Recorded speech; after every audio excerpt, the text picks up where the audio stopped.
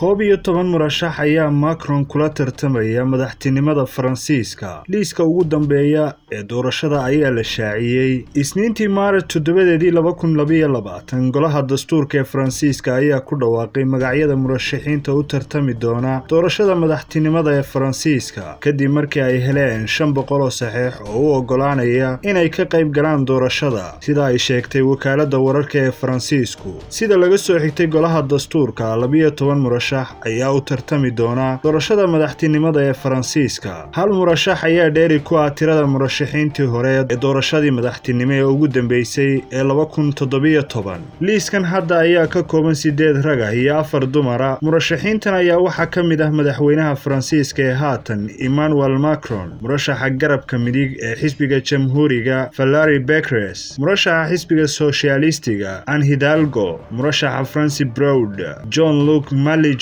Waxa iyana aan la hilmaami karin Marine Le Pen. Le Pen oo ah hogaamiyaha midigta fog ayaa sameynaysa isku daygeedii saddexaad ee madaxtinimada kadib markii ay gaadhay wareegga labaad ee doorashadii 2017, taasoo uu kaga adkaaday madaxweynaha hadda talada haya ee Macron. Macron waxa uu muuqdaa inuu Le Pen si gaar ah isha ugu hayo oo ay tahay cidda ay sida weyn u loolamayaan, isagoo siyaasadiisa u bedelaya dhinaca midigta si uu soo jiito codbixiyayaasha xisbigeeda ee National Rally oo si weyn ugu soo baxay doorashooyinkii deegaanka ee u dambeeyay. Ololaha rasmiga ee doorashada madaxtinimada Faransiiska ayaa la bilaabi doonaa 28 Maarso. Murashaxiintan ayaa ololahooda doorashada ku heli doona taageero dhaqaale oo dhan 200,000 oo euro. Faransiiska ayaa ku jira xaalad qallafsan oo ku aadan doorashadiisa madaxtinimo ee bisha soo socota ee Abriil, iyadoo 60% dadku ay diidan yihiin Emmanuel Macron. Laakiin 44 jirkan ayaa u muuqda inuu noqon doono madaxweynihii ugu horeeyay ee dib loo doorto tan iyo 2002. Tani ma aha mid iska hor imanaysa sida ay u muuqato. 10 sano dhammaan madaxweynayaashii Faransiiska soo maray waxay ahaayeen kuwa aan la jeclayn dhammaadka xilligoodii ugu horeeyay. Intaa waxa dheer ayidaada Macron oo ku dhow 40%, taasoo ah mid aad u sarreysa sida lagu sheegay warbixin uu qoray wargeyska Times ee Ingiriiska.